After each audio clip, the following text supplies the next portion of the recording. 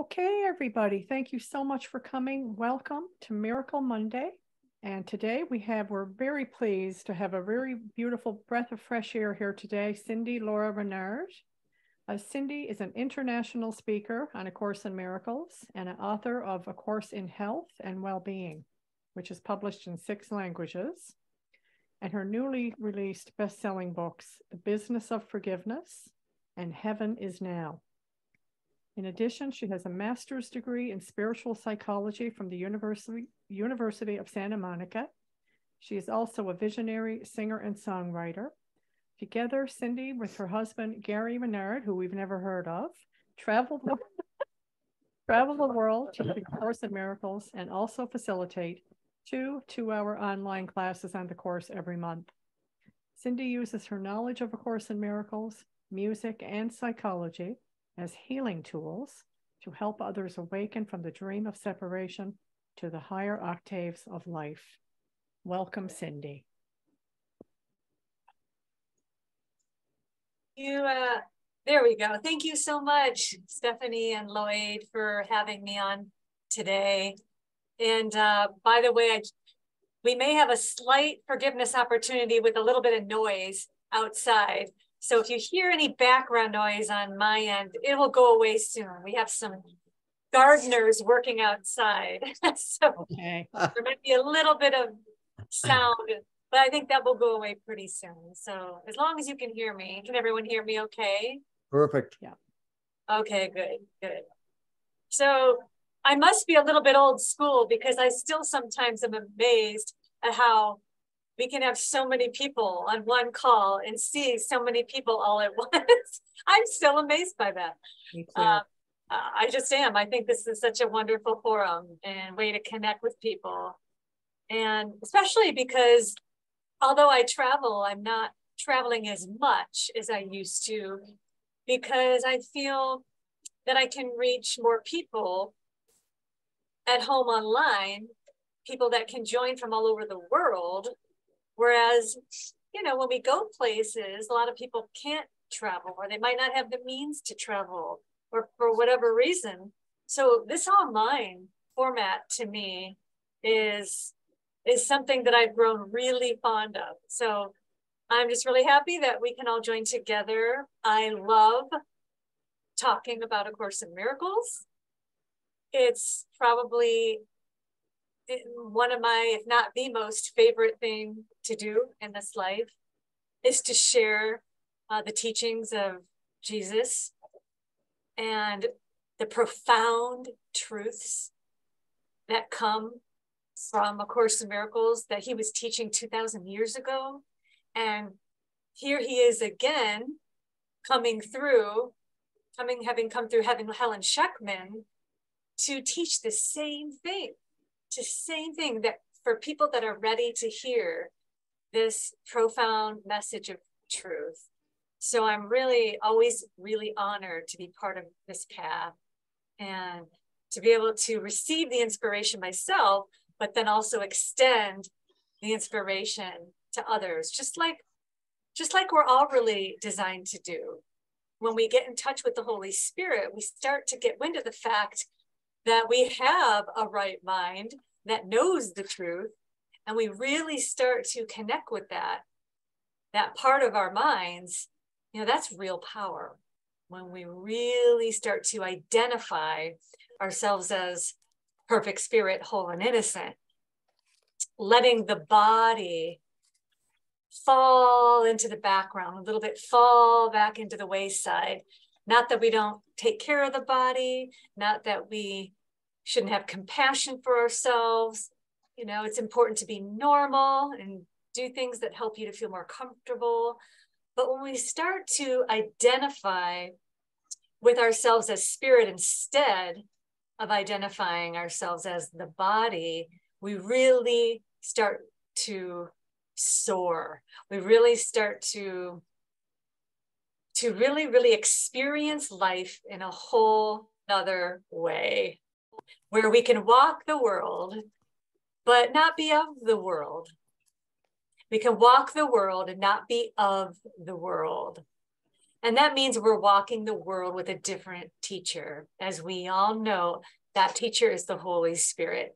And the Holy Spirit is a thought in our minds. So the Holy Spirit is not something separate from us. In fact, that's one of the key messages in A Course in Miracles, is that there is no outside. There's no outside. There's nothing outside of us. This is what we are ultimately learning. If there's no outside, then everything we are experiencing here in the world, all the images that we see are made up. We're making them up. Forgiveness, the key tool Jesus uses in the Course to help us undo the ego and awaken from the dream, is, the Course says, our only function here. Our only function. That's why I actually titled my second book, The Business of Forgiveness, because that is a real business. The real reason why we're appearing here, that's our real job. That's our only real job that really matters. And our other jobs, things that we call our careers and things, are just our cover jobs. It's part of our life classroom. They become sometimes part of our classroom of forgiveness. We have some of our biggest forgiveness lessons in the classroom of within our career paths, our chosen career paths. We have some of our biggest forgiveness lessons in relationships, which, by the way, I do have a relationship book that I'm working on right now that's going to cover all aspects of relationships. And I'm going to be doing this book because it's already halfway completed. But Gary and I decided that I was going to put this book out on my own, because Gary is working on his 5th book with Art and Impersa.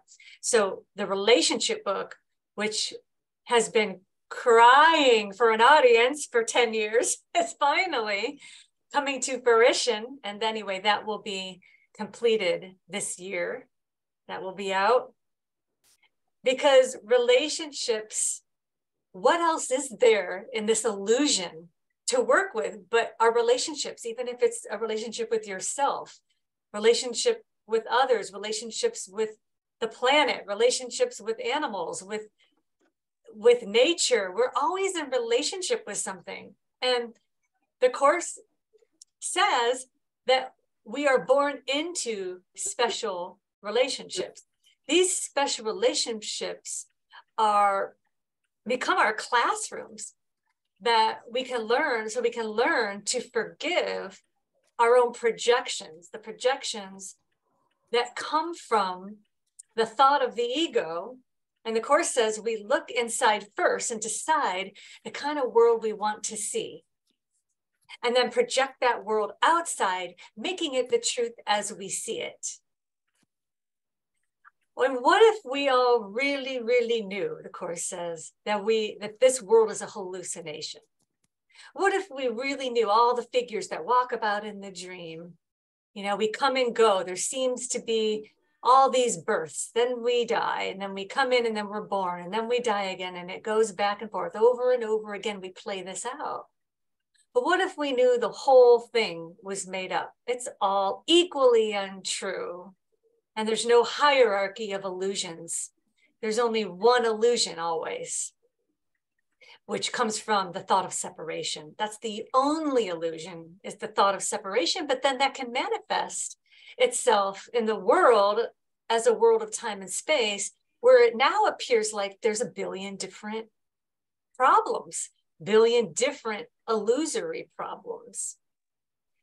And because we've made our experience here in the world very real, Jesus says we don't have to deny those problems or deny that we're experiencing ourselves as a body. That would be an unworthy form of denial. True denial is denying the ability of anything not of God to affect your peace. But he's not saying we have to deny our experience here and, not take care of ourselves, because we believe we're here to a certain extent. We believe we're here. So it's wise.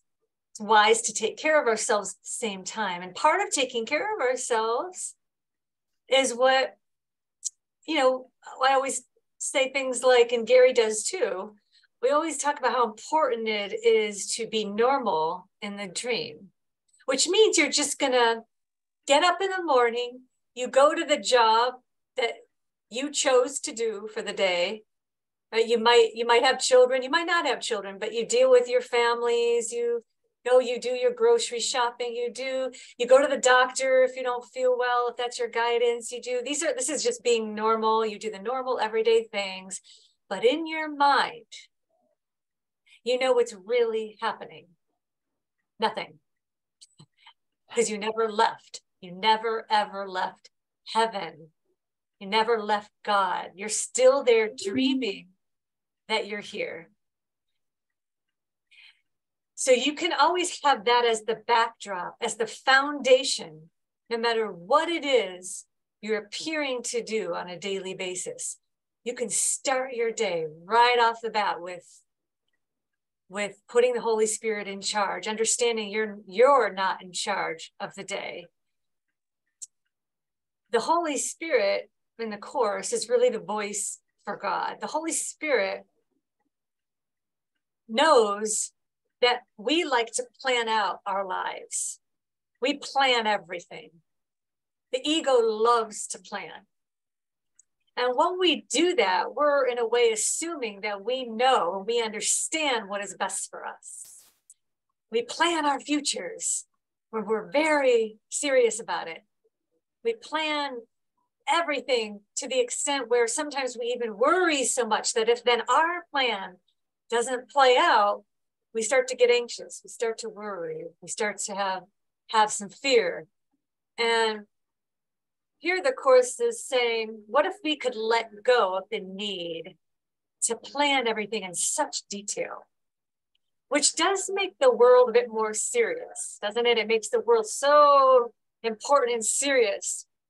When we assume that we understand what we see, we assume we understand what is best for us. And the truth is that we don't. And that produces some fear to the ego, because the ego thinks it has it all figured out and it knows what's best. And that is false. That's a false idea. True peace comes when we can truly start to let go of the need to plan everything in such detail, and really start to trust that the Holy Spirit has our backs. Holy Spirit knows what the larger plan is for our lives.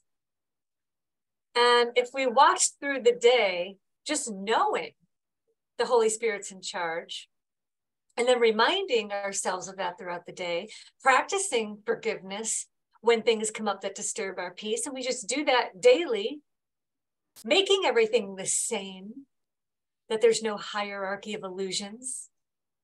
It's all the same. When we do that, we naturally will start to flow with our lives in an effortless way. We don't have to try so hard, in other words.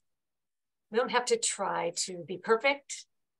We don't have to try to assume that we understand everything that we're seeing. All we're asked to do is to notice when we're not feeling well, when we become dispirited, uninspired, when we are triggered by something, when we get upset. Upset can take many different forms. It can take the form of anger. Upset can take the form of jealousy. Can take the form of anxiety, depression, worry, doubt. These are all forms of fear. But when we can remember that when we start to feel any of those emotions, any of those feelings, we can remember the truth and say, I'm never upset for the reason I think. I'm really upset because I chose the ego in this moment. I chose the ego as my teacher. That's what's upsetting to me. It might look like, oh, my partner was rude to me today. My partner said something and it really triggered me, and that's why I'm upset. Or I'm watching TV and I see an image on the news of a disaster. Oh, and I'm so upset. We're appearing to be upset at images. They're images that we have made up, that the mind made up. And why we're upset is because we're sitting there in a theater and we're watching this movie with the ego. That's so painful because the ego is the teacher of pain, not the teacher of love. And that's how this world was made. It was made with fear. So we can't really expect, when we're thinking with the ego, to walk this world and be free of pain until we choose again. We remember that, I'm a decision-making mind. The body and the world is not my decision maker. It doesn't decide for me. It doesn't feel for me. My mind gets to decide. The power is in my mind. And this is why the course, a big part of the course is the power to choose what you would have yourself be. Right? Temptation has one lesson it would teach that would persuade the Holy Son of God he is a body, born in what must die and bound by what it orders him to feel. The body has become Lord of the mind. So we have it backwards. Instead of the mind being what has the power. And this is the whole message of the course. If we just got this one message that I'm a mind and not body, and I get to decide how I interpret the images that I see, which comes from me, which comes from the one mind that projected out billions of different images, including people and everything that we see. The mind projected this at once, all at the same appearing at the same time. So this is why there's only now. This is why I wrote my third book, Heaven is Now, because heaven is now. There's no past. It was over long ago, and the past was just a thought that happened in one instant, and then it was over because it was corrected by the Holy Spirit. Also in the same instant, the correction was made. So if we can bring every problem that we think we have to the answer, which is that it was already corrected, this problem that I'm appearing to have, and whether it's a financial problem, a relationship problem, right, a worldly problem, a body problem. If I bring every single problem, making each problem the same, just bringing it to the one answer, that problem has been solved. Understanding it's been solved because the separation from God has been solved. Then I would understand there's really nothing to fear. We've heard that line said over and over again, there's nothing to fear because God is not fear, but love. But it's very easy to take that idea, really twist it and make up our own story about that. And now we have seemingly billions of different images before us, which creates a billion different problems. And that's the trick of the ego. This is why the world feels so real. Because we forgot, we have projected what was inside our minds outside. And the world now reflects what's really inside our mind. The world is an outside picture of an inward condition.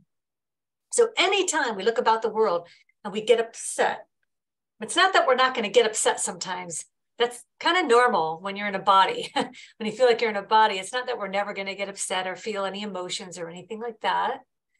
But the course is about recognizing when that happens, stopping ourselves and inquiring deeper and asking ourselves, what is the cause? What is the real cause of this? And it's teaching us that the cause is never outside. So this way, we don't have to be victims of the world we see, victims of our circumstances. We can take charge. Remember, the power is where it's always been. We have the power to make ourselves upset, and we have the power to bring our minds back to peace. It's in the same place in the mind, meaning the decision-making mind. The decision maker can choose how it's interpreting everything. And this is the real work of A Course in Miracles, is understanding that this is a world of perception. If we can perceive something, who's the perceiver? No one else can perceive for us. So this will bring you right back to your power, no matter what the issue appears to be. And I used to come from a victim mentality, you know, especially back in the 90s, when I was in my 20s, you know, and by late teens into early 20s, I was a pretty good victim of things. I was a pretty good victim. Nobody understands me. Nobody knows what I'm going through. You know, look how this person treated me. You know, I kind of played that role. You know, that was no fun. That was no fun. You know, so what's really fun is when you start to understand where that victim mentality comes from and that you can do something about it. You really, really can. So, and I've been through many, many interesting challenges the last few years with body issues and things coming up that really amped up my anxiety a bit. I knew what was going on. You know, I could see what the ego was doing. So I practiced the course like we teach everyone else to do. I practiced forgiveness. You know, I called in the Holy Spirit. You know, I did the same things, you know, and so the world can be used for the Holy Spirit's purpose.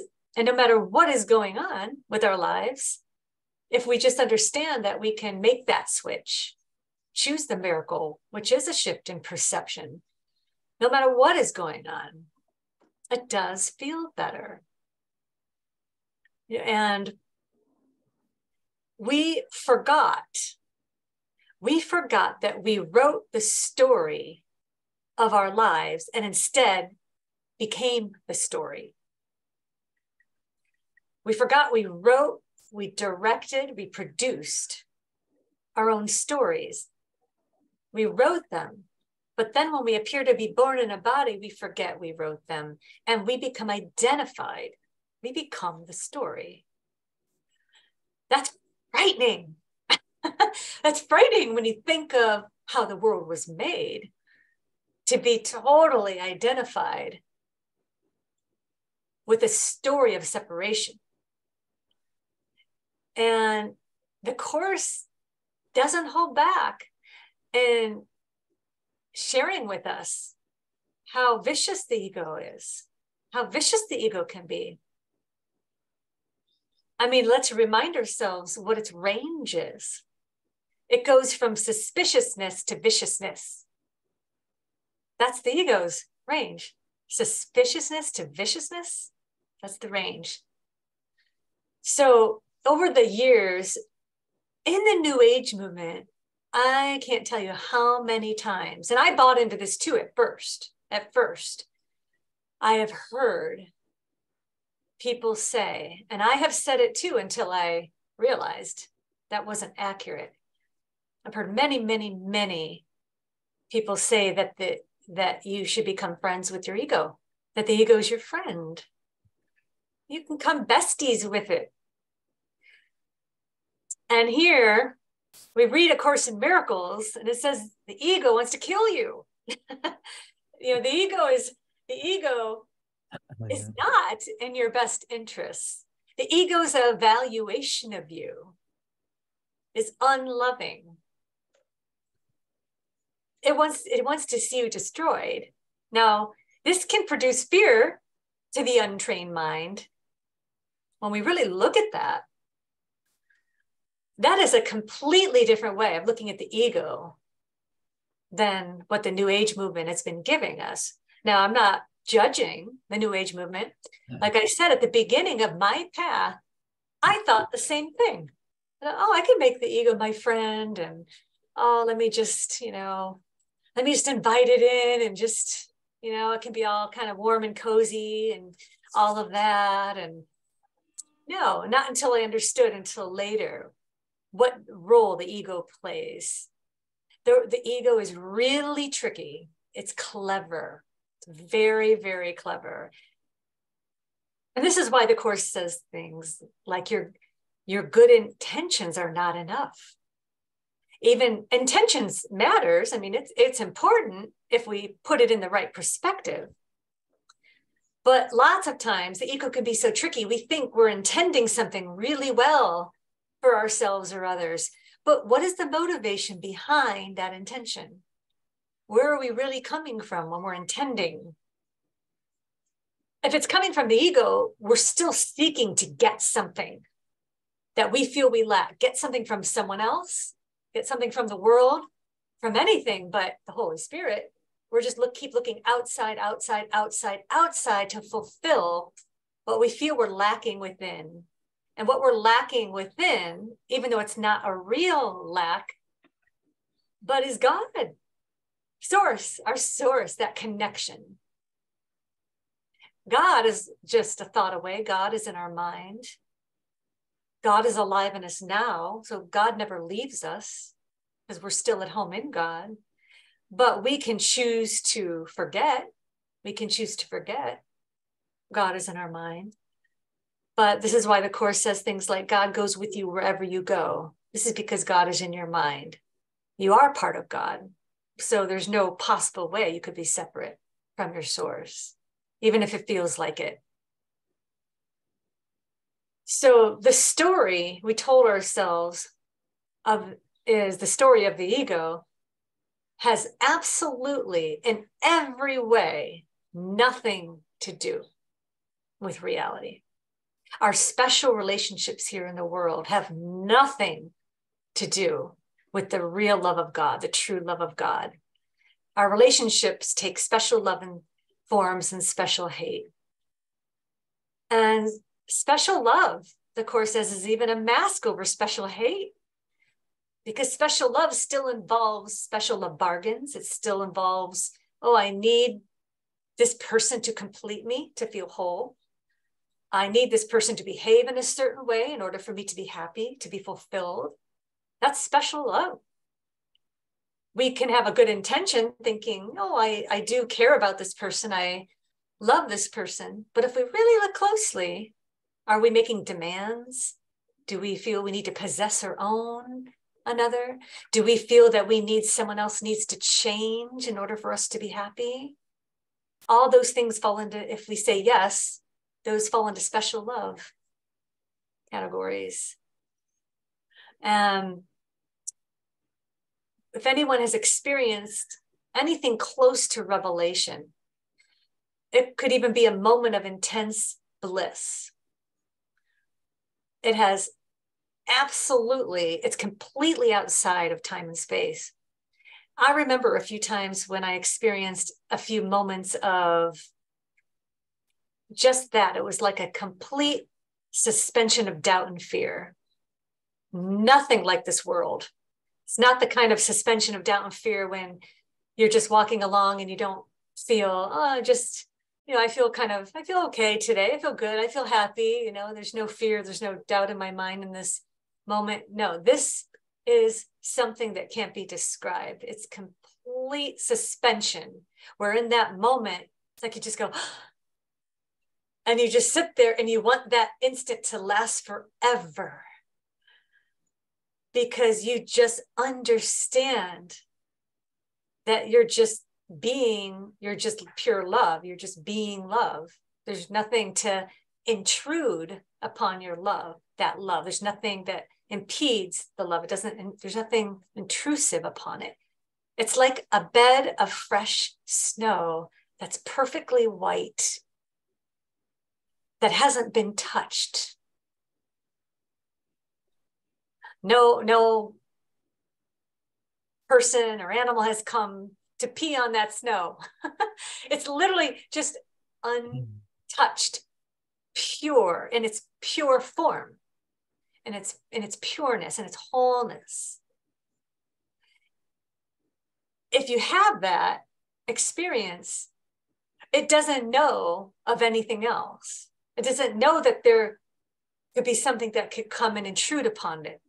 It doesn't judge anything because all it knows is itself. Pure love is just itself. It doesn't know anything else. So God, being this perfect, pure love, doesn't know his children, all of us as one, is anything separate from this perfect love. It can't, because there isn't anything else.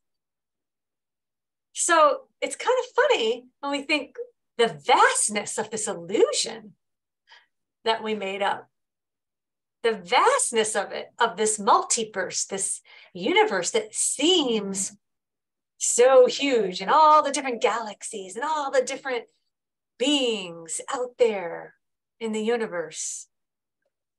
Billions and billions and billions of galaxies with billions of different kinds of beings, extraterrestrial.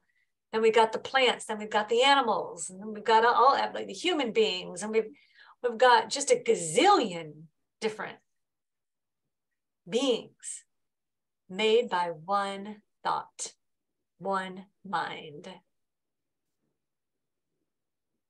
This is why Jesus says things like, it's actually incredible, it's unbelievable that from the one thought of separation could come the vastness of the error of the mind of separation produced this gigantic, seemingly gigantic multiverse. Incredible. So sometimes we might walk around the world, we find ourselves seeing images on the screen or on our TVs, or we just go, God, I just can't believe it. I can't believe that happened. I mean, we get sucked into the story.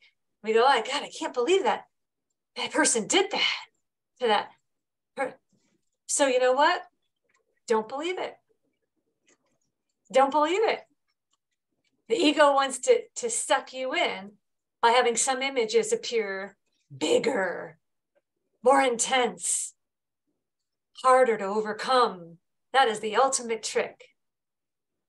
That says, the ego's trick is, it wants you to think that you're strong, but not too strong. Not too strong. This is why there's all these levels and all these hierarchies that we place upon the body. That some illnesses, for example, are harder than others to overcome. Now, I'm not saying that in our experience, we're not going to feel that sometimes, and it can be very difficult. And again, we should have compassion for ourselves when that happens. So it's not about judging ourselves, but having compassion and forgiving, being forgiving with ourselves and others if we make judgments on ourselves. But the ultimate trick of the ego is to want you to feel some power, but not so much where you completely choose against it. And Jesus says the ego depends on your mind. You made it. It depends on your mind. And just as you made the ego, you can withdraw your belief in it. Sometimes in our experience, this takes a while to practice. Doesn't mean overnight we're all going to become perfect at this. It takes the story of our lives, a story of undoing the climbing back up the ladder the ego let us down, but walking back up the ladder, holding your hand with Jesus, holding your hand with the Holy Spirit, meaning now you're interpreting all the images you see with the Holy Spirit instead of the ego. And that is really the whole meat of the course, is understanding our power to choose and understanding that forgiveness gets us there. The kind of forgiveness that doesn't make error real from the beginning, but from the beginning sees there is no error. So we don't make our illusions real first, then forgive them. We see from the beginning that nothing happened. Then our forgiveness is justified because we're not saying there's anything outside of us that caused ourselves. We confuse symbols with source. And we say the symbols, those things outside of us, cause us to feel like we need to forgive something. Now, in this world, those symbols can be helpful because they just show us what is in our mind and what needs to be forgiven. In that sense, they're our saviors. The Course says your brothers are your saviors because they show us, they're like mirrors reflecting back to us what it is that our stuff in our own minds, what it is that the residue that's still lingering, that we're still marinating in this ego baggage that just needs to be forgiven. There's still some things unforgiven in our minds. So people that show up in our lives, there's no accidents why certain people show up in our lives that might trigger us. There's a reason for it. There's a purpose behind that. If we know that we can shift our purpose from judgment and blame, and then taking full responsibility for how we are choosing to see others, not how they're choosing to see us, but are we judging them? If there's only one of us, as the Course teaches, only one mind appearing as many, then as we see another, we see ourselves. That's the law of the mind. As we treat others, we treat ourselves. As we think of others, we think of ourselves. When we really know this, we really start to get this, we would never want to project, knowing we're just hurting ourselves. So you could take any relationship you might be having right now that might be difficult, putting it in this context of, I made this. In other words, I see what I want to see. It doesn't seem like that, but I see what I want to see. If I feel unfairly treated, there must be something I think it's bringing me, something it's serving me in some way. What is that? And then inquire deeper. What is that belief there? That unconscious belief, or just whatever that belief. Keep tracing it back. And if you keep tracing back judgments or beliefs, guess where they're traced back to? If you really look and keep tracing back, goes all the way back to the first illusory judgment we ever made, and that was judgment against God. And to be any relationship right now you're having, if there's a judgment there, take it a step, keep going deeper and deeper and deeper. If that person's not really there, who are we really judging? Well, all judgment is self-judgment. But where did the self-judgment come from? If there's no one else out there, judging, well, it comes from that first appearing, right, seeming judgment that we had when we thought we left God, threw his love away, and now judged God to be a punishing God that's angry with us, going to come back and get us and punish us through death. That is the story that we invest our faith in over and over and over and over and over again. We relive the tiny mad idea of separation over and over and over in thousands of different forms until we say to ourselves, I don't want this anymore. There's got to be a better way. It's got to be a better way. And there is. Part of that better way involves trust. Trusting in the Holy Spirit. There's another teacher you can listen to. There's another teacher that knows, that's your best friend. That really is your best friend. It knows you like no other. It judges you, but judges you with true vision. It judges you understanding that you're innocent. That's the Holy Spirit's judgment. It throws out any case you built up against yourself and judges you as completely free, completely innocent. All judgment is self-judgment. That's what we're ultimately forgiving. We're forgiving this self-judgment over having separated from, believing that we've separated from God. That's the ultimate forgiveness lesson we're all learning. But we learn it through our classrooms we've chosen here. We do learn it through the stories of our lives, through the scripts, through our own individual scripts. And those stories were set up, but they can be used now for the Holy Spirit's purpose of forgiveness instead of the ego's purpose, which is to maintain and reinforce fear, to reinforce the separation.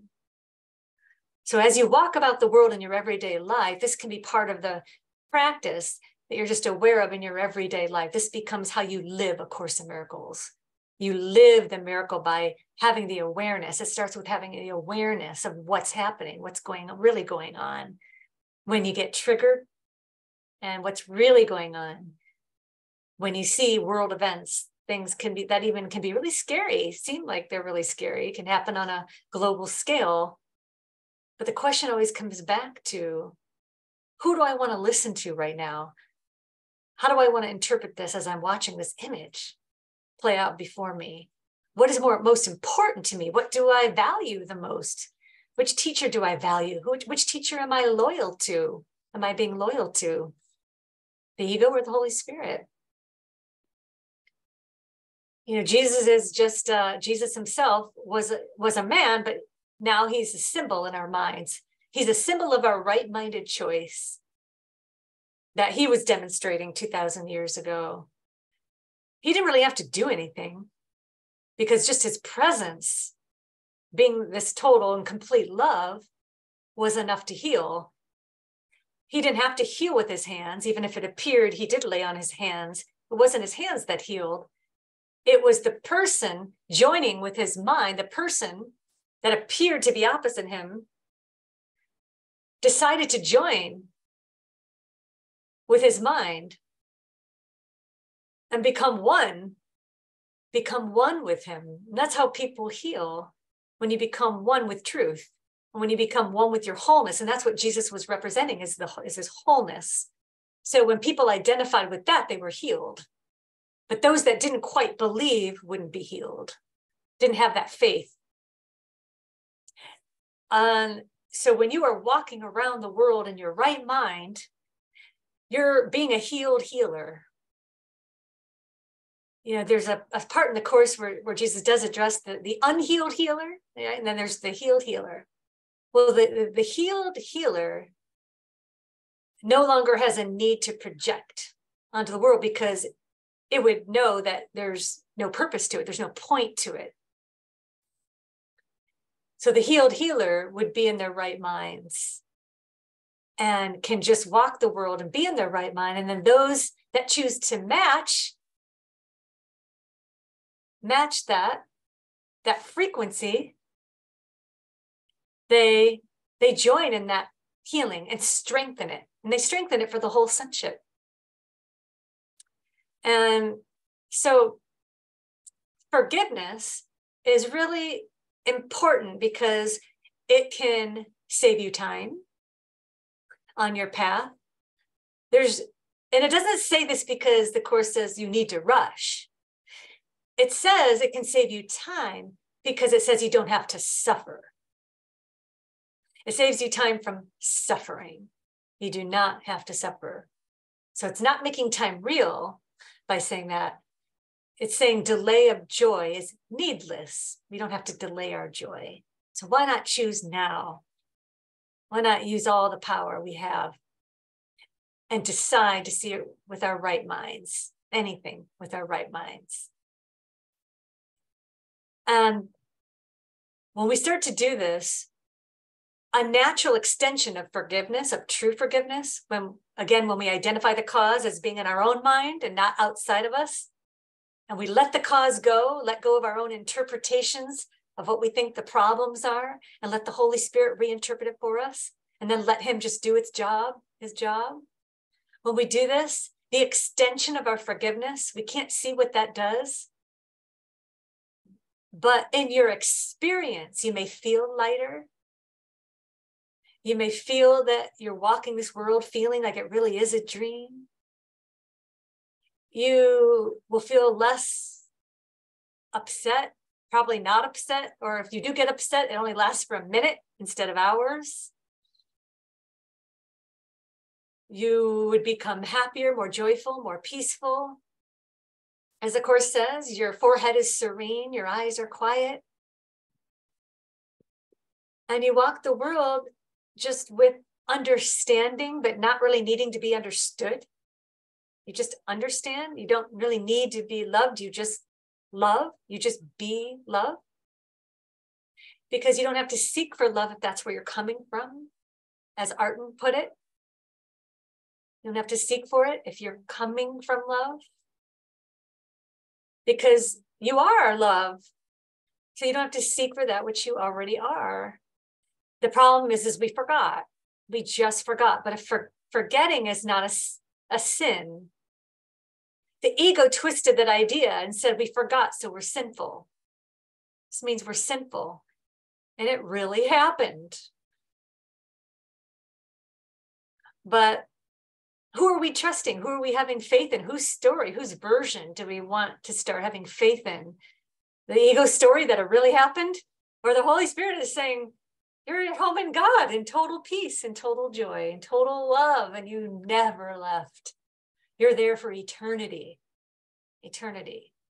We can't even wrap, from this perspective, we can't even wrap our minds about what that means, eternity. I've heard a lot of people say it's so boring. It would be so boring to be in eternity. It's so boring. What's the excitement in that? Well, that's coming from a mind that is seeing through the lens of separation, through the lens of the ego, through the lens of having a story that has the illusion of excitement. When you're at home in God,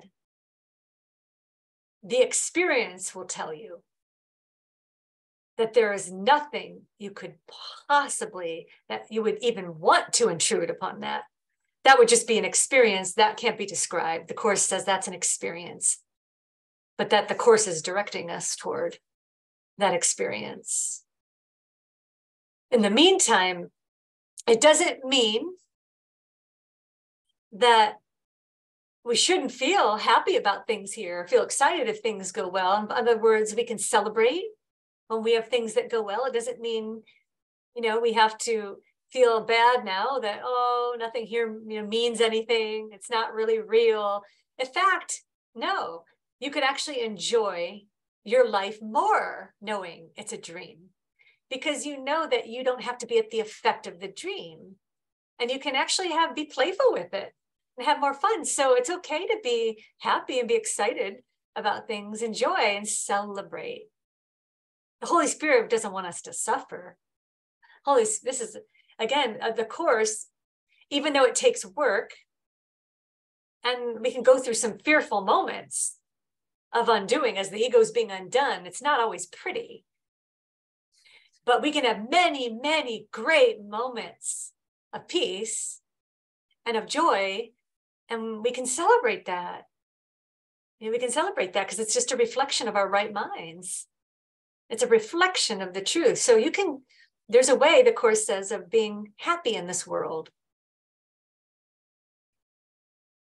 So it's not about discouraging us or saying you can't be happy here. You can have a happy dream. A happy dream of forgiveness is a forgiving dream, is a happy dream. And you can have a really happy, happy dream. That is totally possible. Because as long as we have the power to choose, why wouldn't we want to choose that? Why wouldn't we? So we just want to know we're always choosing, that we're always in that position of power. Not a false sense of power, not power over the world or what other people do, but power to choose, power thinking, how we're thinking. Not about changing the world. The world that we live on, we don't need to change it. There are many dimensions of time. And if we're practicing forgiveness, and where the mind is being healed, we might switch dimensions of time.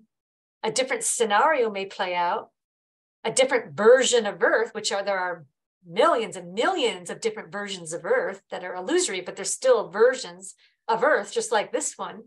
We might switch to another version where we might have a different experience, but it doesn't mean the version of the Earth that we left changed. It just means we are switching dimensions of time to a different version where different scenarios play out, or similar scenarios might play out, but because you've been practicing forgiveness, you're viewing it differently. Your interpretation of it is different. So we don't ever have to try to fix or change the world. We change our minds about the world. And let the world just be the world, because your experience of what you're seeing will change. That's what matters. That's what really matters. So I think it might be a good time to maybe take, Stephanie and Lloyd, do you think, take a little break or something, or to go into a Q&A, or? You know, this is actually perfect timing. I knew it was all just going to flow beautifully. So what we will do right now, we're going to take a 5-minute break so everyone can, you know, get their coffee, water, washroom, whatever situation. And we will come back here in 5 minutes, Cindy, and we'll have a Q&A discussion, however that unfolds. And the other thing I just want to say is if anyone has any questions for Cindy, try to keep them as short and sweet as possible. And that way we can get, you know, as many people as possible that would like to step up to the plate. So we'll see you back here in 5 minutes, guys. Thank you. Shortly. A reminder. Yes, welcome back, everybody. And looks like we have a couple of people with their hands up. Fantastic. Okay, so we'll just get started, right? We'll just 2 seconds. I just want to say to Cindy, Nick Arandes asked us to say hello to you guys. Please say hello back. Yeah, we love Nick. That's wonderful. I was talking to him yesterday. Really? Oh, good. I hope he's doing well. Thank you for passing along the message. He was telling us he's into a state of silence right at the moment. He's not doing too much. So. Hey, nice. Good for him. Good for him. Being strongly guided just to be silent. Hey, I know what that feels like. Absolutely. Very nice. You really do have to honor that, you know, I find for myself. Yeah. Okay, so let's get started. Eli, go ahead and unmute yourself. Yes, thank you. Hello, Cindy. It's so good to see you here. Hello, Eli. My question is about the happy dream.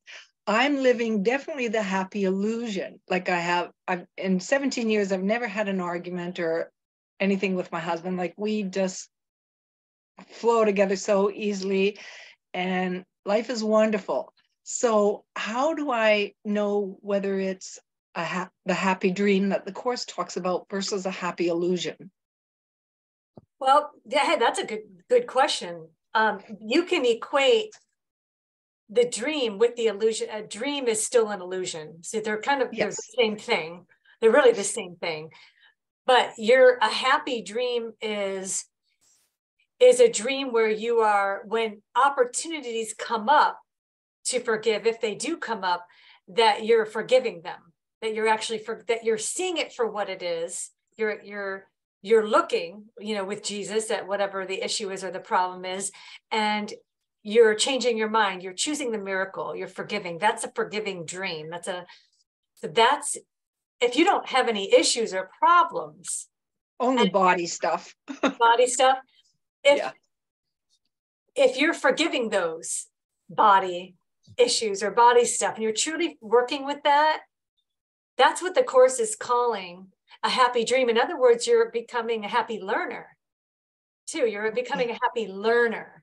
So it doesn't mean things are not going to come up sometimes that might, even if they trigger us a little bit, that's still a trigger. It's still not the perfect peace of God. So as long as if you get triggered and you're changing your mind about it, you're practicing forgiveness, you're seeing yourself as you really are, and you're doing all of those things, you're living the happy dream. And you're becoming a happy learner, in other words. So it doesn't mean everything always goes perfectly here while we're in these bodies. It doesn't mean everything's always going to go exactly the way we want them to. But if you're looking at it with your right mind, that's what the Course means by having a happy dream. It doesn't mean everything will happen perfectly, but you're just thinking with the Holy Spirit. And that's a happy thought. It's a happy, because you're choosing a happy teacher.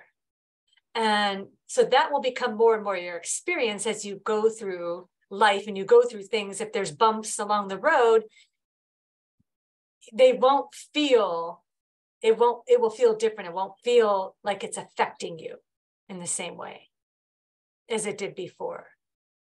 Okay. So So you're on the right track. Thank you. if you're forgiving, you're on the right track always, no matter what. Yes, yes, of course. No, that really helps. It helps my understanding. Thank you so very much.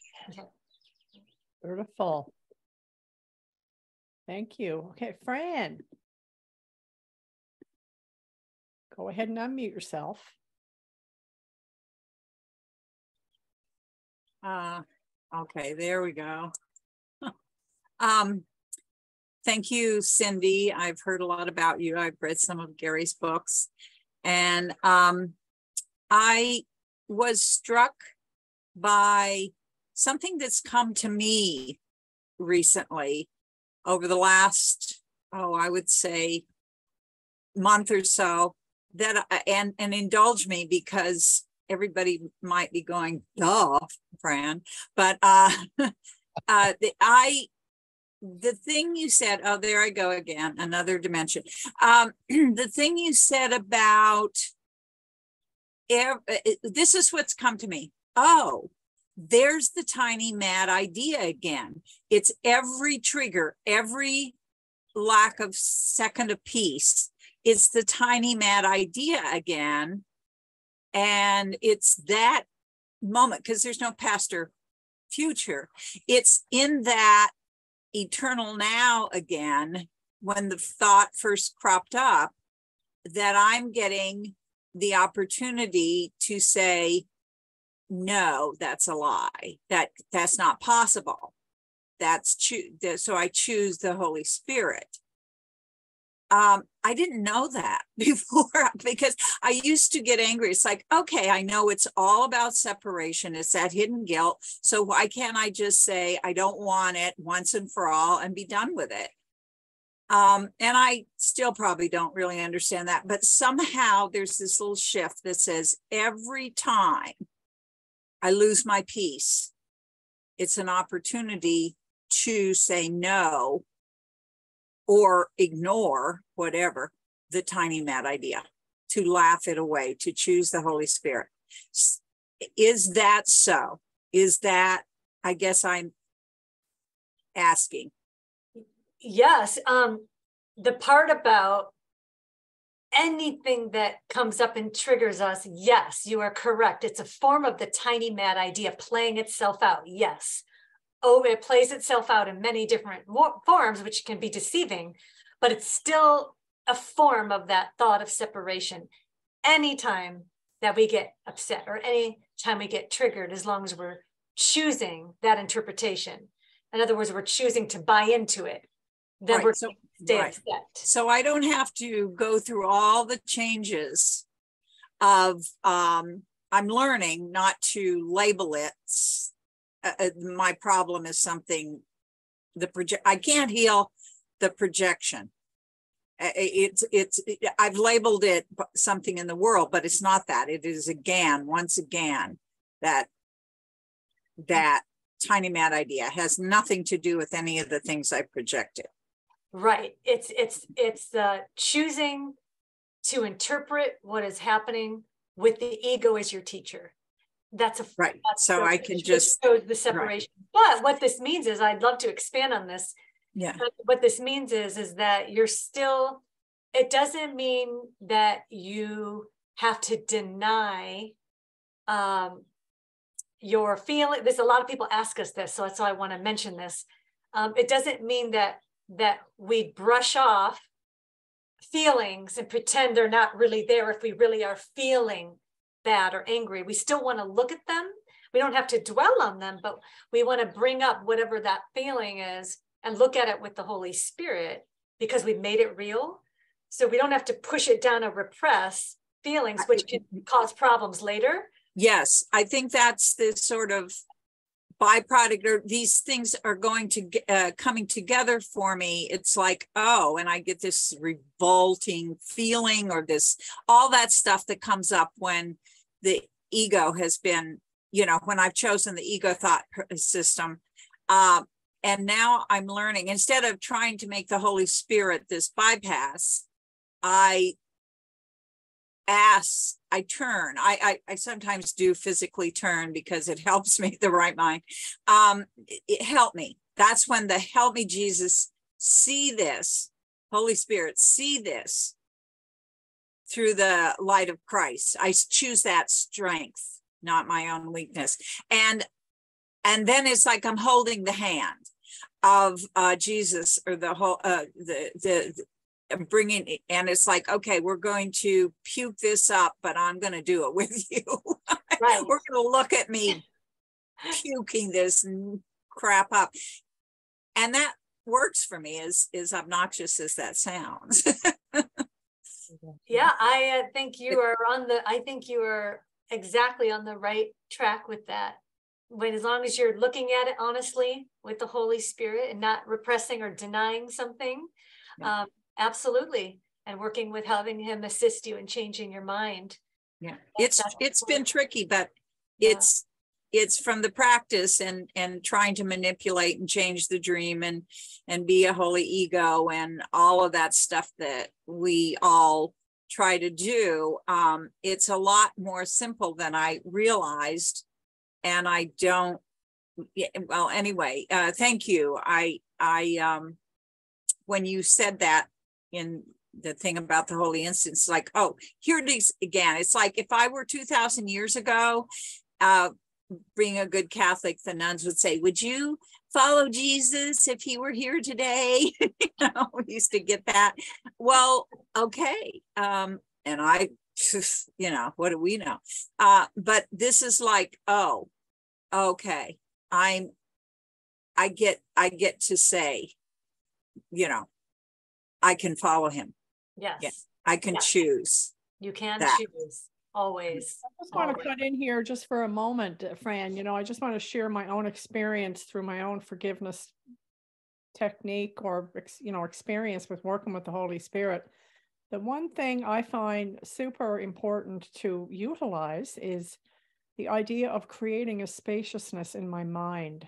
So like Cindy was saying about, yes, we join with the Holy Spirit, and you were saying that as well, and listening for his interpretation. So it's essential to create a spaciousness in the mind in order for that to register with my mind.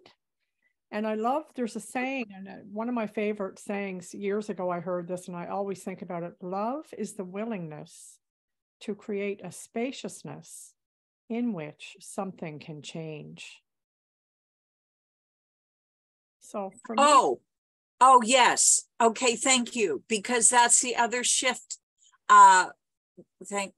God's grace is that I used to try to look at it with Jesus and then tell Jesus how we were gonna have it go away. and some other teachers, et cetera, and now it's like, I don't know how this is done, Holy Spirit, but I can trust that God is at work no matter what, that the Holy Spirit is at work undoing and correcting, and it's just as well I don't know, because I can't understand with this. So that trust piece is like, okay, it's a real letting go. Okay, here's the crap. Oh, yeah, there's the crap. It's the tiny mad idea. I'm bringing it to you, Holy Spirit, right, to look at with you. Basically, it's more of a surrendering it.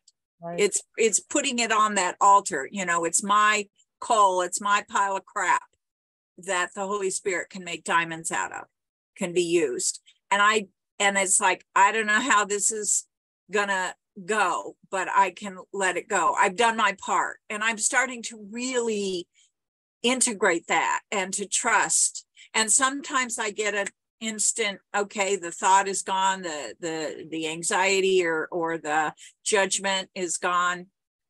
And other times it comes to me later. I'll turn something, a lot of little synchronicities. I'll open something in the book or hear something, and it'll be, it's kind of like Jesus saying, I heard you.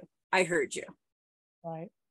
So thank you for that reminder. I think that's what you mean. It's a letting go. It's just this expanse. Okay, I don't know how this is going to be healed, but I know it is. It has been, actually. Yeah. This a key thing you said, Fran, too, is that you're going into it not assuming you already know. You're asking. That's wonderful, because that's how we learn, is by not assuming we already understand or know what's best for us. So when you're going and inviting the Holy Spirit in, you don't already have, right, an answer you're expecting, a certain specific form the answer should even come in. You're just going with an open mind and trusting that it will be given you in a way you can accept and understand. Yeah, on a good day. I do that. Yeah. Yeah, very good. Thank you. Thank you. Sandy, I think Okay, Sandy's next. Sandy is next, and then we have a question from the chat. Okay, Sandy, go ahead and unmute yourself. Can you hear me? Yep. Yep. Cindy, I just wanted to thank you, and both you and Gary, for, first of all, for your work with the course, and for, you know, allowing yourself to be a vehicle and a teacher of God. And I want to thank you personally, because when I was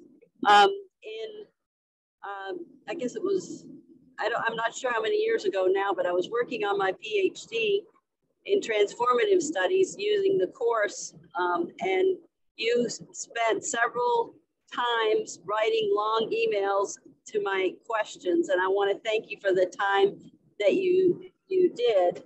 And I was successful. I did defend my dissertation. I think it's the first dissertation that uses the course and Gary's books, and I don't believe, I read some of your book at the time there was one out, but I don't believe I cited it. But I just want to thank you for that, because without you and Gary, I still wouldn't have been able to open the course, as it were. I would have been, you know, that's the can opener for me, universe 13th time. So it's been a life-changing for me, and I do feel peaceful, like Eli said, most of the time. It is a happy dream, although there are forgiveness lessons. So thank you. Thank you, Sandy. I'm glad to hear everything went well with that, either dissertation and things too as well. I remember that time. So yeah, thank you for sharing that and your process. I appreciate that. Appreciate you. Thank you, Sandy. Thank you. Sandy. Okay, we have a question from the chat. Let's see. Yeah, can you just maybe help? Oh, here it is. Okay, Cindy, this is from Dominic. Cindy, can you share with us an example of how you practice forgiveness, the mechanics of your forgiveness process? Thank you. Sure. If something is triggering me, which is the first sign, first red flag, if my mood shifts and something, I'm being triggered in some way, doesn't matter what the situation is, my first thought is the cause of this is the choice for the ego. That's my first thought, is that I'm feeling this way because I'm looking at it through the lens of the ego. So I actually really am following what the course says. The first step is identify the cause in forgiveness. So I go there. I mean, I allow myself, I don't deny what I'm feeling. I just don't project what I'm feeling out onto another person. So when I have a moment, if I don't forgive in that very moment because I'm doing something, I come back to it and I just say, okay, the cause of me feeling triggered was that I decided to listen to the ego's version of the story. He's not, or she is not really there. There's no one else there. There's no one outside of me. So if no one is outside of me, then what I thought was the cause of the problem doesn't really exist. Where's the cause? Well, it's in my own mind. So then I forgive myself for my projected images. and myself for dreaming them. And I turn this over to the Holy Spirit in peace and trust that the Holy Spirit will take my forgiveness from there and apply it where it needs to go. And I just let it go. It's actually the process is as simple as that. It's just it's a gentle acknowledgement that there's no cause outside of me that could make me feel any certain way. And I recognize that there's no one really out there. And I forgive myself for my projected images, making them real, and for dreaming the dream, making it real. And then I turn it over to the Holy Spirit. And sometimes, if it's required, if I feel I need, I don't know, makes me feel a little better to just, do a little more of a process, and that's the case sometimes, I will practice. If I've made the image very real, I'll practice seeing that image, seeing that person as nothing less than God, whole and innocent. They're the Christ. Because I know as I see him, I see myself. So I just say that image is really, that person is not really a person. They're the Son of God. Just like me, we're all the same. In God, nothing happened. That's why we're both innocent. It was just a made up story. So that's what I do.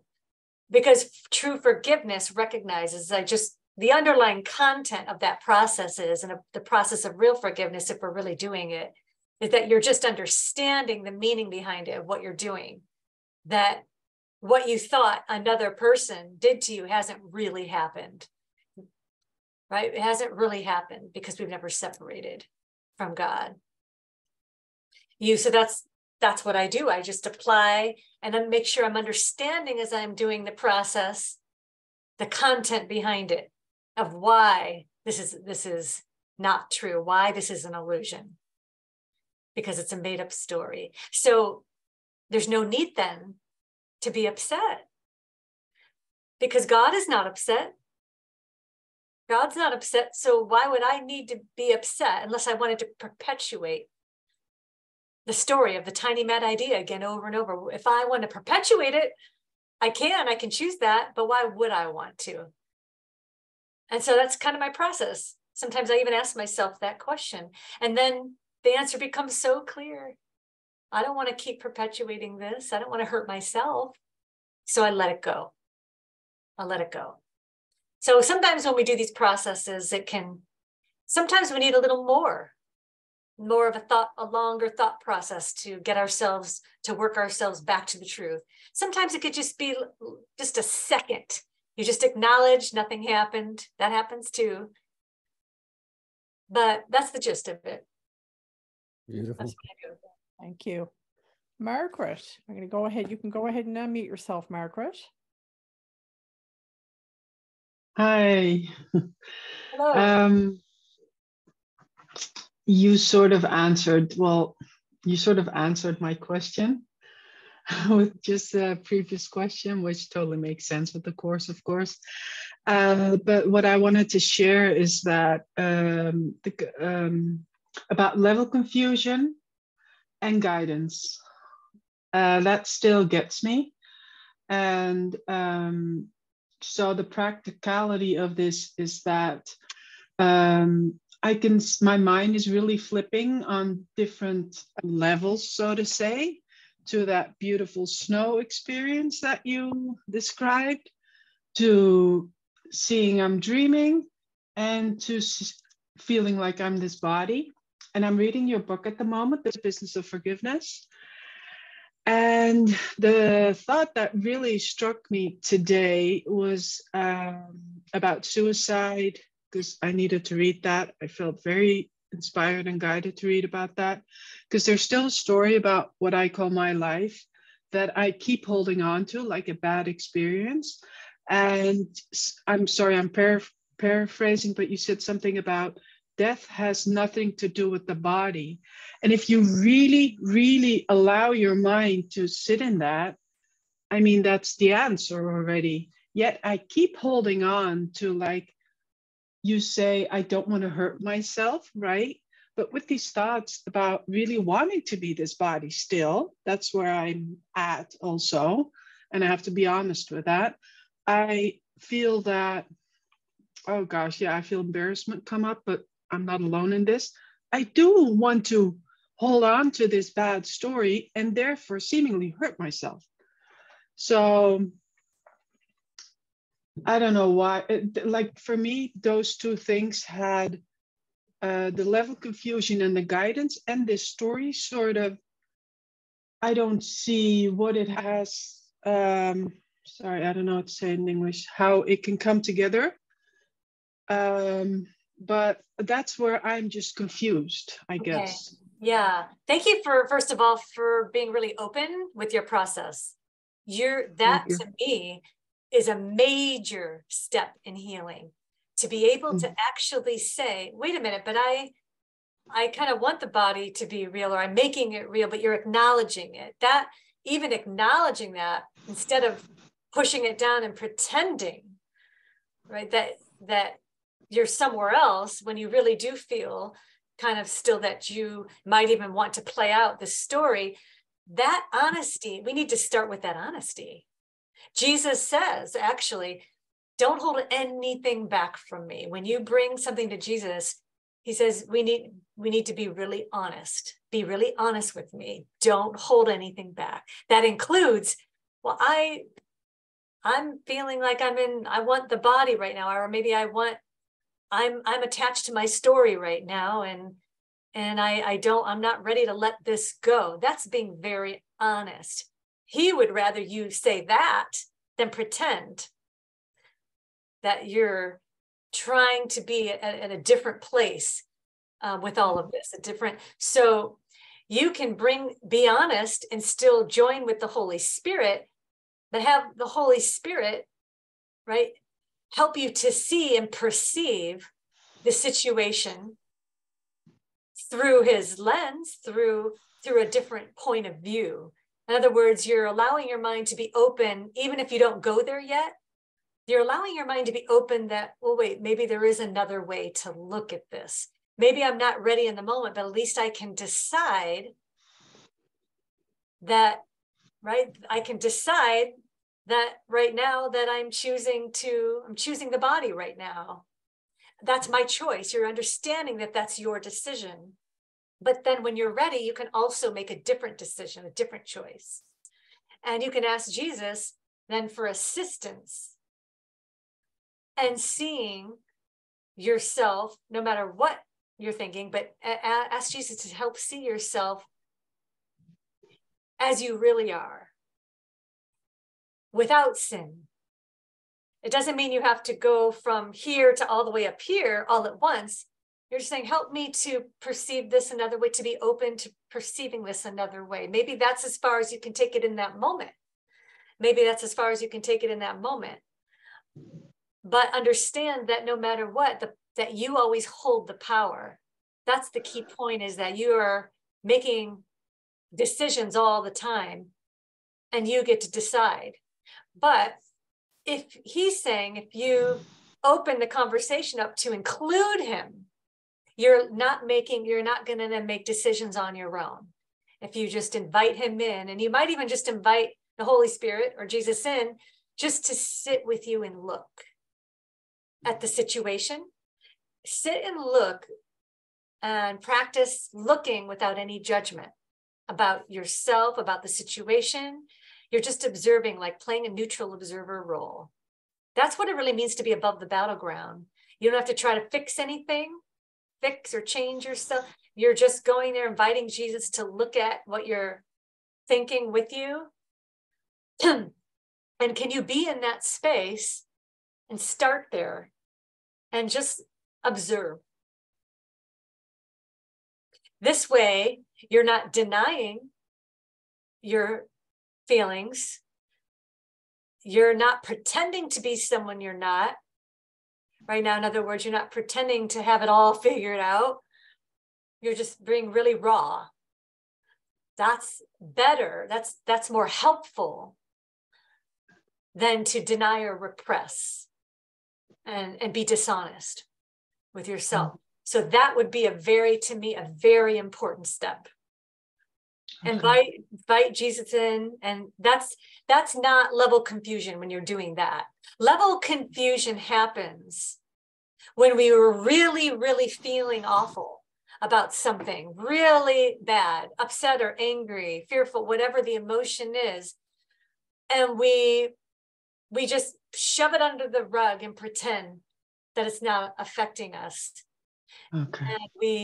And we just say, well, it doesn't matter. The world's just an illusion. It doesn't matter that I'm having this thought that, I don't even want to be here right now. Doesn't even matter. What that does is it reinforces guilt, and it keeps the guilt in place. But if you can be honest and just sit there, and you don't have to do anything but be honest and look. And the question is can I do this with the Holy Spirit and practice being an observer with Jesus, just looking, gently looking, and not judge myself. See, then from there, if you can take it to that step and feel good about that, then what is that? You can take it to the next step. There's always another step. Maybe you'll start to inquire more about that better way, about having Jesus assist you and helping you look at this differently. And then you'll get deeper into that part. What does it mean to look at it differently with a different teacher? What does it really mean to look at it? What thoughts would I think? What thoughts would the Holy Spirit have me think than what I haven't been thinking? If you can take it to that step, there's another step, or maybe you're going to start, putting it more actually into practice. Anytime a thought comes up, you become more aware of it when it comes up, that you have the power. Yeah. So it really happens. And sometimes things need to happen in stages. It doesn't always happen all at the same time, all at once. Mm-hmm. Yeah. Thank you. Yeah. And I'm glad that if you're reading my book, and you're reading that chapter, I'm so happy if you feel that there are things in there that are helpful or that can assist you, with even other people's stories, that I write about, and how they worked through, intense feelings or emotions or thoughts. And so that really brings me joy to know that you're reading that, but there are very honest and raw, real stories in there of people that have really been through what it feels like to lose someone to suicide, but also be on the other end where they thought of committing suicide and then changed their mind because they found inspiration. In other words, they recognized the inspiration that was already in them. It just felt like it was outside of them, but it was already within them the whole time. And when you're in a state of inspiration, you're not in a state of separation. You can't have both at the same time. So when you're allowing the Holy Spirit to work with you, and to at least just to invite the Holy Spirit, knowing that the Holy Spirit's in your mind, that's something right there. Knowing that the Holy Spirit is there, that's something. And knowing that you're already inspired, you just forgot for the moment. You're already in spirit, but maybe we just forget sometimes. And we need a teacher to help us, that represents a teacher that's outside of time and space, that can see things clearly. And the Holy Spirit does that. Yeah. Even Jesus says in the work, before we're doing the workbook, he says, you don't have to believe in any of it. You don't have to believe in the ideas in order for them. He says, just apply the ideas as we're given in the workbook, and you'll see that they can work, that they work. But we don't even necessarily at first always believe in them. Yeah, thank you. It's beautiful what you're saying. I'm just so happy to be reading your book, and I'm so aware that my thoughts are coming from me, and it's so easy now to forgive the thoughts that seem to be projected on others. That's so obvious. But this body, that's where I have the blocks that, Can you see yourself as not separate from other bodies? In other words, where that comes from, the feeling of not being able to forgive oneself, yet being able to forgive others. All forgiveness is really self-forgiveness. If the idea is accepted, that there's only one of us. Yes. It's accepted in the mind. That's a way to look at it. Another way to look at that. Yes. Well, that's why I keep having these experiences like, oh my gosh, this is what it's meant. We are a thought in the mind of God, you know, because then it just becomes only about thoughts and about wanting to extend the love. And that's really coming through. Yet at the same time, the block is this body. It seems I still want to be this me. Yeah, this is a normal process. See, with undoing the ego, this is not foreign. This is everyone goes through the process of not wanting to give up me, this individual identity. The Course actually addresses that. It says that happens, that in the stages of undoing the ego, in the development of trust section, Jesus talks about how there's tremendous fear of letting go of this special individual self, and that we're all going through that at different periods. We all go through that fear of really wanting to let go of me, Cindy, the personality, the body. That's very fearful to the ego, because it means the end of the ego and the identification we're so identified with. So I think it helps to just understand that's how the ego operates. And then we can say, well, gosh, do I want to choose that? Keep choosing that interpretation. If we understand that's how it operates, then we understand there's yet another perspective we can hold, the Holy Spirit's perspective. Well, what is that perspective? Let me explore that for a little bit. It just requires some openness to see it. Yes. Other way. Thank you. And patience. Patience too. Compassion for the self, and patience. Oh, yeah. One thing I'd just like to add to that is that when we talk about there's only one of us here, what we have to understand is that the Course is talking to that one mind that's projecting this whole world, all the bodies, everything in it. That's a concept that we eventually have to get to, that Jesus is talking to that one mind. It's not talking to us on an individual basis. It's talking to one mind that thinks that we're individuals. True. If you can grasp that concept, the Course starts to make much more sense when you understand that it's not talking to me, it's mind that's projecting me. I found that when I finally got that, it just escalated my whole understanding of, you know, the whole scenario. Yeah.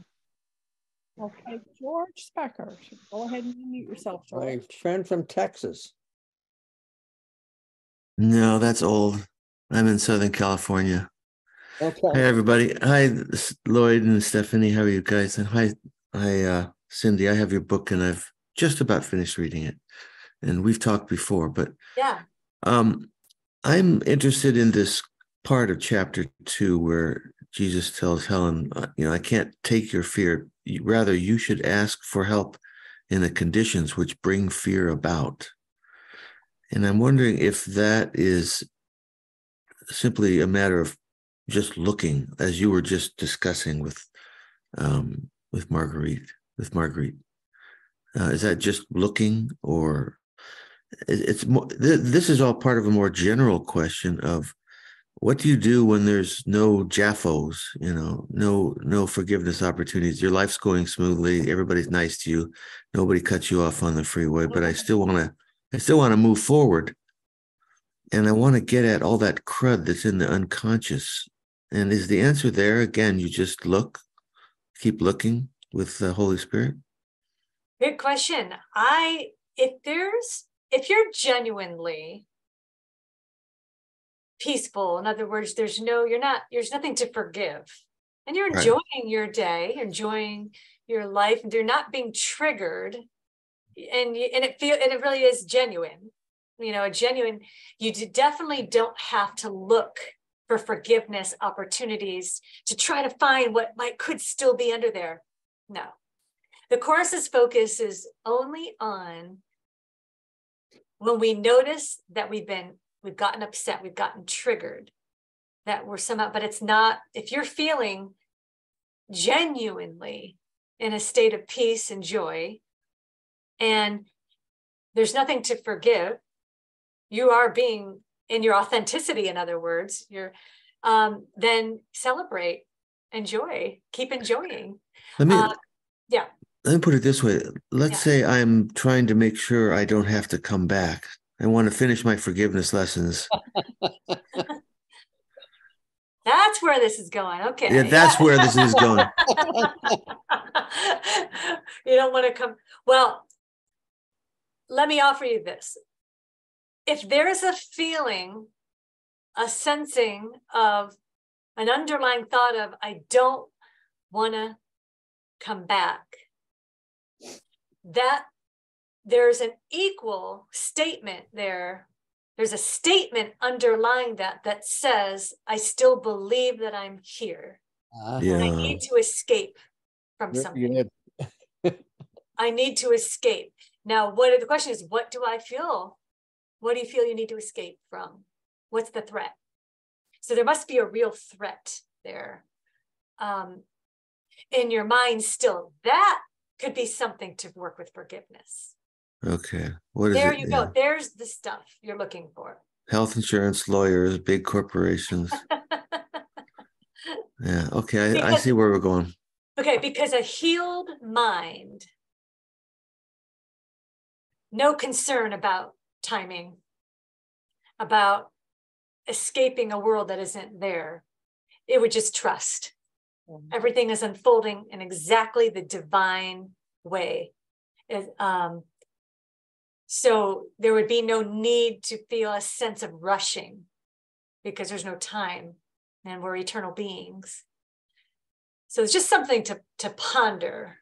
And the reason I can speak to this is because I've done the same thing. So I know what it feels like to go, gosh, how do I get home faster? How do I, everybody wants to get home fast. That's pretty normal to want to say that. It's pretty normal and we all have the right idea that, because this is not our real home. This is not our real home. My only point is, if there's a sense of urgency, like we just gotta get this done. I'm tired of being a fish. Rushing, right? Tired of being a fish flopping on the boat. Yeah. If there's some kind of thing that's kind of still eating at you a bit, there's still a sense of not being free, really truly free. So there is something to forgive that I did that I've overlooked. Right. So there's something to work with then. Yeah. It just means there's something there to work with. Okay. And remember that the unconscious guilt remains dormant until it doesn't anymore. So we don't need to really look for it. We just notice it when it comes up from the unconscious mind and forgive it. And it'll come up. Yeah. Right. Yeah, we just absolutely.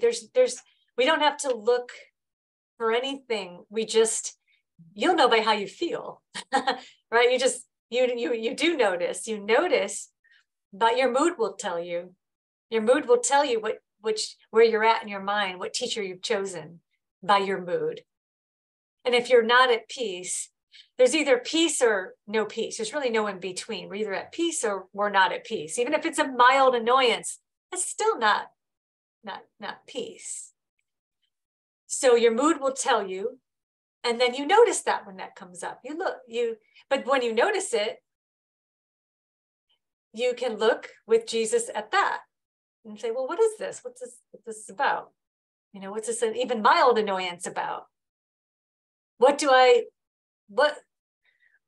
believe is true about myself for this to have come up? Right. Yeah. Very good. And it's a great point. Thank you. That was really helpful, because I think this is very common right now. And I hear it a lot. People that say, I just want to get out of here. This is going to be my last lifetime. I don't want to be here anymore. I'm gone. I'm done with this. It's a theme, you could say, has emerged.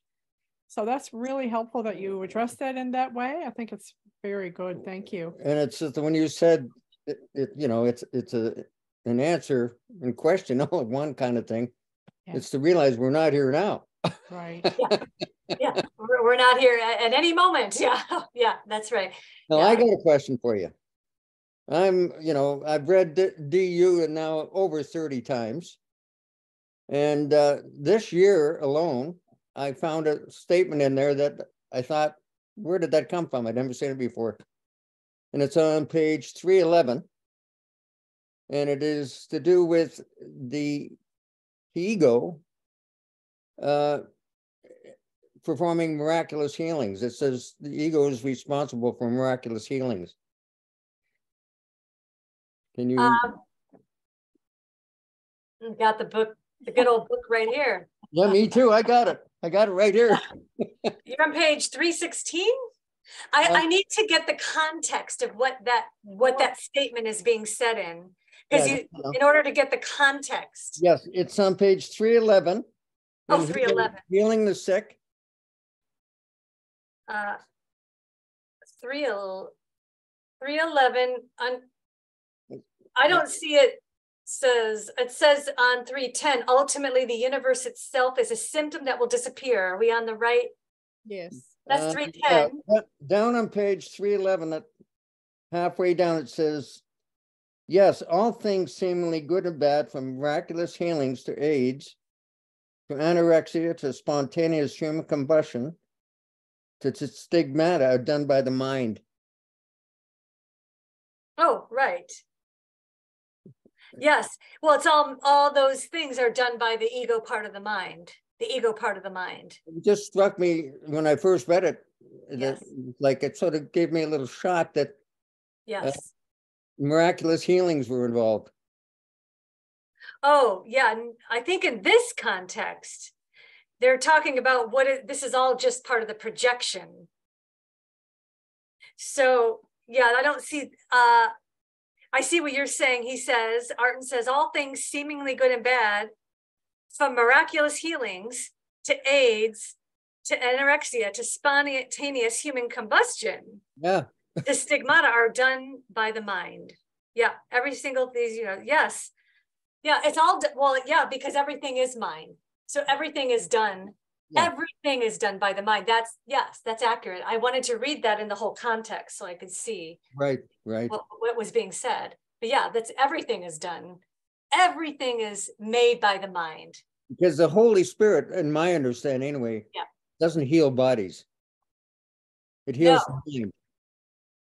Right, because if there's no body, nothing, the body is not really what's sick. The body's not really what's well. Right. It's the only perception can be sick. Right. Yeah. Because only perception can be wrong when we choose the wrong teacher. So someone could have symptoms in the body still of something. Yeah. But if the mind is healed, there's no sickness. Right. In that sense, there's no sickness. Exactly. Yeah. Yeah. Health is inner peace. Yeah. Yeah. If you have with you, Cindy, what came to me, the Holy Spirit gave me an understanding about that. I'll just put this in here in the arena as well. It said that Jesus did not administer to bodies. He administered to the mind. He joined in the Christ mind with, let's say, the person. And as a result of that, sometimes the illusion of a disease was withdrawn back into the illusion whence it came. Yes, the cause, in other words, effects can still present themselves if the cause itself, if we haven't gone to the true cause and really healed it from that place at the mind level, then the Course says things like the cause will remain and not lack effects. If we haven't truly forgiven whatever it is, that needs to be forgiven, then that it can still, if it's still there, residue in the mind, it can still appear to have effects. But sometimes you can still be an advanced teacher of God. You can be enlightened, yet appear to pass from a disease like cancer. Yeah. Which we've seen, Which we've seen many times. So doesn't that shows that it's not the body that determines first of all, how advanced you are. It's not the body that determines whether you're enlightened or not. Level confusion. That's level confusion. Yeah. Yeah. Very good. Recall actually what Persis said. Persis said in that seemingly final lifetime, 100 years from now, her body was dying of cancer. She had a disease, yet she was enlightened at the end of her life. But she passed from this world with that form, with the body going through that form of an illness. Right. So that's just an example of it, because maybe there's something that we intend to teach. We're learning, but we're also teaching others through the ways we pass. Right. How do we know that's not a lesson for someone else? Absolutely. Or we're teaching someone something that they have yet to learn through our own ways that we pass. Right. So we have to remember that this path is for, in other words, the whole sonship. It's about what's best for everyone. Right. Everyone that believes they're here. The Holy Spirit is about how is this all inclusive? What's best for the sonship as a whole? Right. And not just as a separate part. Not just what's best for me, what's best for everyone. Right. And that helping others has nothing to do with what's going on in the body. In other words, we watched a movie, by the way, just going to throw this in here as well. Last night, we watched an amazing movie which demonstrates that. It's called The Whale. If anyone see that, it's incredible. It demonstrates exactly what you were just speaking about, Cindy. You know, about like you say, the way that they die is part of the lesson, let's just say. That's all I will say about it. That won an Oscar recently. Yes, yes. Yes. I didn't see the movie. We haven't seen the movie yet. But I know it's gotten a lot of attention. Yeah. We went to see the Jesus Revolution a couple of nights ago. Jesus. Oh, yeah? Oh, good. We haven't seen that one either. Did you enjoy that one? It's very good. Yes. Yeah. Okay. Good to know. Now, did you want to answer like another question, or do we feel that this is Do we have another question anyway? You know what? How about we do one more question? Then Okay. if there is another question, why don't we do one more question? Let's just see now, because I'm sure there was something else here. If not, then yes, no. We'll do some closing comments. Because Jackie just asked, is it too late to ask a question?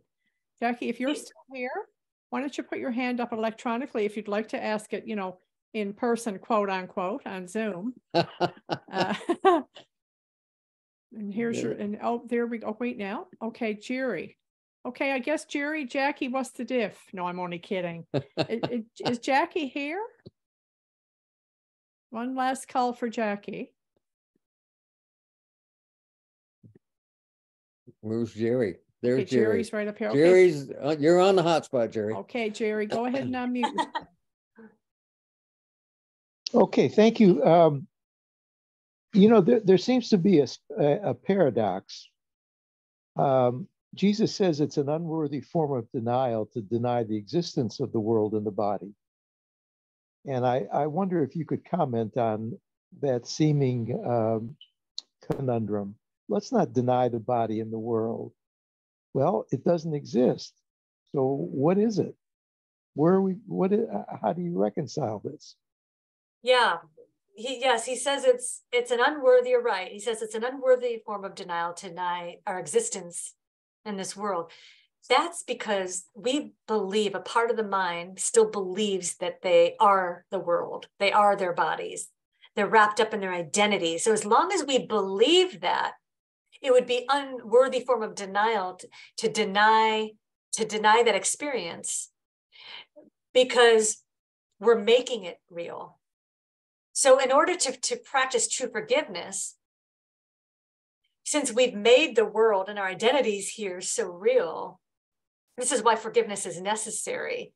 We don't have to suffer and think that this is our only reality, that this is our real identity, because we're suffering here. even if we don't think we're suffering, being in a body and being in a world is the epitome of suffering to some extent. In other words, everyone at some point goes through that experience. And he's saying this is needless, this need not be, because this isn't the truth. But as long as we believe that it is, if we deny, right? If we deny, then we're never going to help ourselves. We're never going to practice forgiveness and have a way out through this dream, a way out of awakening from this dream. It's really about awakening from the dream we believe we're in. And in order to awaken from the dream, we need a teacher that represents, right, something outside of time and space that can see the bigger picture, can see our illusions, but without believing in our illusions. So the point is, we don't have to suffer here. And if, as long as we believe we're here and are making it very real, we're going to make pain real. We're going to make, right, our angers and our, all the fears, the form fears takes, we're going to make that so real that we suffer. And he's saying, do we want to keep choosing that? It's unnecessary. So there's a way to help ourselves. And that's, he gives forgiveness is a key tool the Course uses to help us awaken from this horrible dream of that we're separate from God, which is a terrifying thought if we're really being honest at a deep level with ourselves. We become very fearful of God now. And this is, he's saying we don't have to keep perpetuating this thought, this tiny mad idea. So he's helping us to awaken from this nightmare that we got ourselves into, but also helping us understand it doesn't always have to be experienced as a nightmare, because the more we forgive, we're undoing this unconscious guilt in the mind over the separation. And the more we undo the unconscious guilt, we become more peaceful. We do become happier. We become, right, we become beings that can walk this world, you know, in our right, walk it from a right-minded place. So it's actually, if we deny, right, deny this world and deny our, you know, our feelings, we deny our bodies, even if they get really sick and we're just saying it doesn't matter, I'm not going to go to the doctor, I'm not going to do anything about it, then that's not really being loving to ourselves. It's actually perpetuating the guilt where the illness even came from in the first place.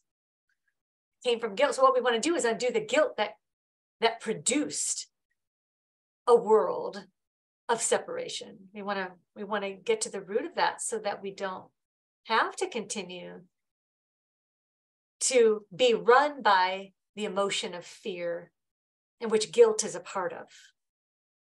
So that's why it's all about forgiving that, because we made it real. If you don't make it real and you're really in that place and you're in the real world and you're not making it real, then you're in the real world. Well, then good for you. There's nothing left to forgive because you haven't condemned anything. There's nothing to condemn. There's nothing to forgive. You're in the real world. And then God himself takes the final step.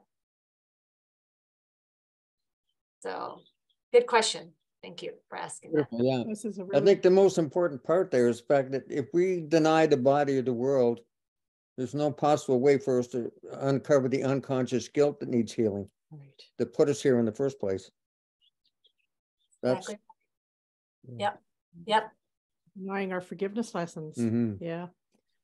Okay, so it looks like we're at the end of our road. We're at the end of the yellow brick road. At this point now, I'd like to invite everyone. I'm going to take everybody off mute. And Cindy, we have so much enjoyed this today. It was absolutely brilliant.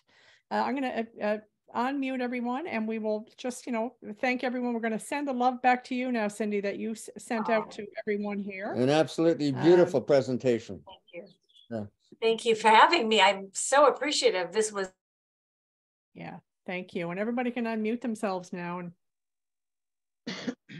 Thank you. Thank you so much. Thank you. Thank you, Cindy. Thank you. Thank you, Cindy. Thank you. Awesome. maybe we'll have Gary come sometime. Maybe you and Gary can be our guest someday. Cindy. Yes. Thank you. You're on mute now. No, Cindy's on mute. Let's do that sometime. Absolutely. I think it would be We'd wonderful. love it. Okay.